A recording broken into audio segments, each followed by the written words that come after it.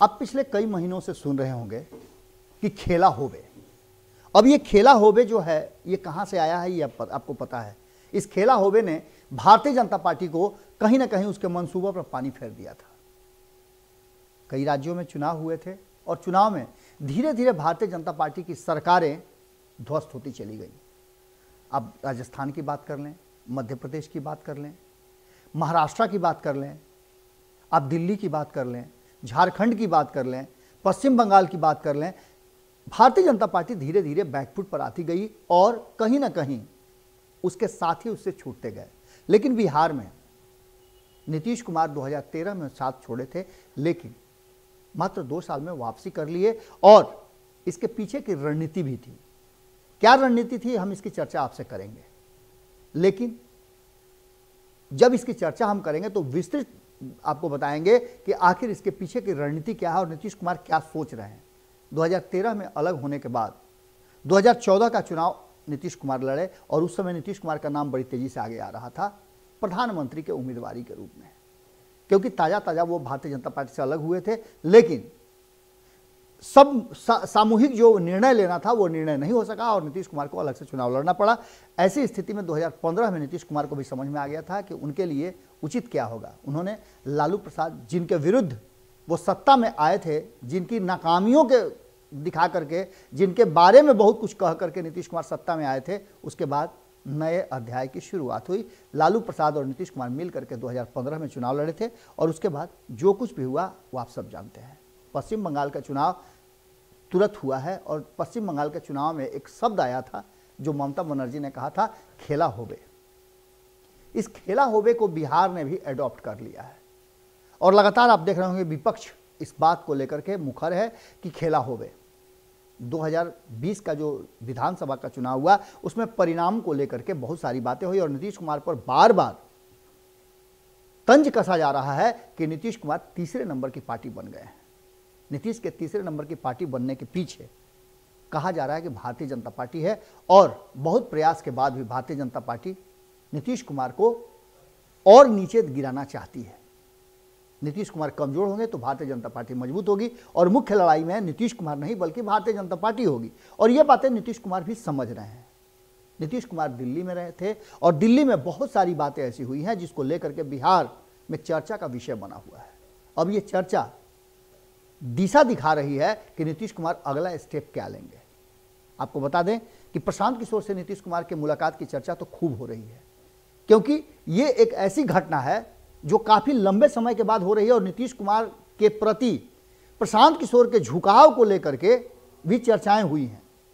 लेकिन सबसे बड़ी बात यह है कि नीतीश कुमार प्रशांत किशोर के अलावे और किससे किससे मिले बिहार के हित और बिहार के लिए, किस कारण से मिले, बिहार के लोगों से वो बिहार में न मिल करके दिल्ली में क्यों मिल रहे हैं, अपने ही मंत्रालय के लोगों से, अपने ही गठबंधन के दल से वो बिहार में नहीं मिल करके उत्तर प्रदेश में मिल रहे हैं या माफ कीजिएगा दिल्ली में मिल रहे हैं और उस पर चर्चाएं हो रही हैं। इन सब बातों को तरजीह नहीं दी जा रही है, लेकिन ये बड़ी घटना है। अगर नीतीश कुमार जीतन राम मांझी को पटना में समय नहीं देते हैं, पटना में मुलाकात नहीं करते हैं और जाकर के दिल्ली में मिलते हैं तो निश्चित रूप से एक बड़ी घटना इसको माननी चाहिए। राजनीतिक रूप से ऐसे घटनाओं का अर्थ होता है।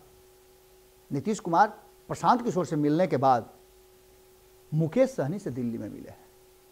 उस मुकेश सहनी से जो भारतीय जनता पार्टी के विरुद्ध बिगुल फूंक चुके हैं। उत्तर प्रदेश में भारतीय जनता पार्टी को हराने के लिए मुकेश सहनी ने कमर कस लिया है और भारतीय जनता पार्टी से एक डेग भी पीछे हटने के लिए तैयार नहीं है।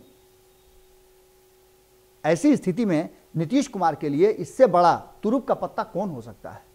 दोनों की मुलाकात और बिहार में स्थानीय निकाय के 24 सीटों के एमएलसी के चुनाव, इसके आगे नीतीश कुमार की रणनीति, ये सब कहीं ना कहीं इशारा कर रही हैं कि नीतीश कुमार एक बड़े प्लानिंग के तरफ आगे बढ़ चुके हैं।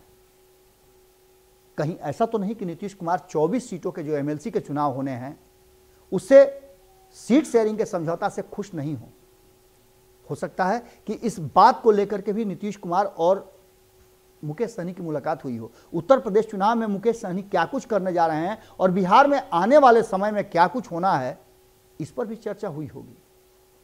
हम तो अभी कयास ही लगा रहे हैं। मुकेश सहनी भी पटना नहीं आए हैं और न ही नीतीश कुमार ने इस विषय पर कोई खुलासा किया है। लेकिन मुकेश सहनी ने जो बात बताई है, जो बातें उन्होंने नीतीश कुमार से मुलाकात के बाद खुलासा किया है, वो बातें स्पष्ट रूप से इशारा कर रही हैं कि कुछ तो हुआ है जिसकी पर्देदारी है और कुछ बड़ा होने वाला भी है। मुकेश सहनी ने साफ कहा है कि एमएलसी चुनाव में वो भारतीय जनता पार्टी के साथ साथ नीतीश कुमार के विरुद्ध भी अपने उम्मीदवार उतारेंगे। मुलाकात के बाद उम्मीदवार उतारना, और ये घटना एक बार पहले हो चुकी है बिहार में। आपको याद होगा कि एनडीए से और एनडीए में रह करके चिराग पासवान को सीटें नहीं दी गई थी सीट शेयरिंग समझौते में 2020 के चुनाव में, और नीतीश कुमार के विरुद्ध उन्होंने अपने उम्मीदवार उतार करके नीतीश कुमार को डैमेज किया था। और भारतीय जनता पार्टी के विरुद्ध भी कुछ उम्मीदवार उन्होंने उतारे थे, जिससे कि उन पर पूरा तोहमत न लगे कि वो भारतीय जनता पार्टी के लिए फील्डिंग कर रहे हैं। जब जब चर्चा होती है नीतीश कुमार के सीट कम होने का, तब तब चिराग पासवान सामने आ जाते हैं। क्या उस रणनीति का, उसका बदला नीतीश कुमार मुकेश सहनी से लेंगे? राजनीति में कुछ भी संभव है। मुकेश सहनी ने स्पष्ट कहा है कि वो 24 सीटों पर अपने उम्मीदवार उतारेंगे, शॉर्ट लिस्टेड हो गए हैं। जैसे ही तिथि की घोषणा होगी वो अपने उम्मीदवारों का नाम फाइनल कर देंगे। इसका पीछे भी एक रणनीति है। जो मुख्य दल हैं उन सभी दलों ने अपने अपने उम्मीदवारों की लगभग घोषणा कर दी है, चाहे वो नीतीश कुमार हो, राष्ट्रीय जनता दल हो या भारतीय जनता पार्टी हो। उम्मीदवारों के नाम लगभग फाइनल हो चुके हैं कि 24 सीटों पे कौन कौन चुनाव लड़ेगा, किस दल से लड़ेगा, किस गठबंधन से लड़ेगा।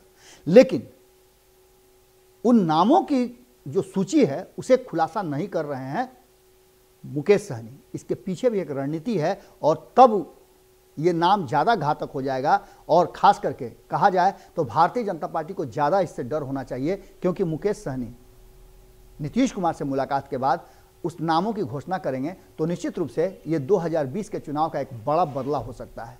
बात इतना ही नहीं है, मुकेश सहनी के मुलाकात को लेकर के और भी कई बातें की जा रही हैं।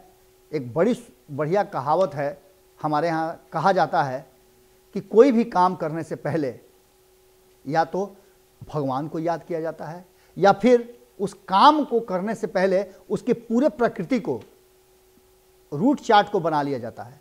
कहीं ऐसा तो नहीं कि नीतीश कुमार कोई बड़ा फैसला करने से पहले मुकेश सहनी, जीतन राम मांझी, प्रशांत किशोर और अन्य नेताओं को, अन्य लोगों को उस रास्ते में प्लान बनाने के लिए आगे बढ़ा रहे हैं। बहुत कुछ होना बिहार की राजनीति में बाकी है। जुड़े रहिएगा। मुकेश सहनी तो इतना निश्चित है कि जिस तरह से खड़े हो गए हैं, तन गए हैं, उसका असर उत्तर प्रदेश सहित बिहार में भी देखने को जरूर मिलेगा। मुकेश सहनी ने तो यहाँ तक कह दिया था कि अगर है हिम्मत तो मुझे मंत्रिमंडल से बाहर कर दें, एनडीए से बाहर कर दें, उसके बाद देखिए क्या होता है। बदली हुई परिस्थिति में नीतीश कुमार और मुकेश सहनी की दिल्ली में मुलाकात बहुत कुछ सवाल खड़े करती है। इन सवालों का जवाब हम भी खोज रहे हैं।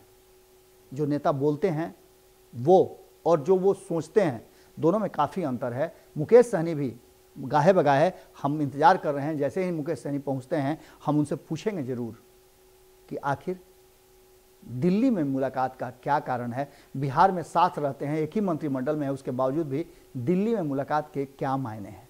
क्या बिहार से दिल्ली तक की यात्रा करने की और वहाँ अपने ही गठबंधन के साथी भारतीय जनता पार्टी को जवाब देने की है?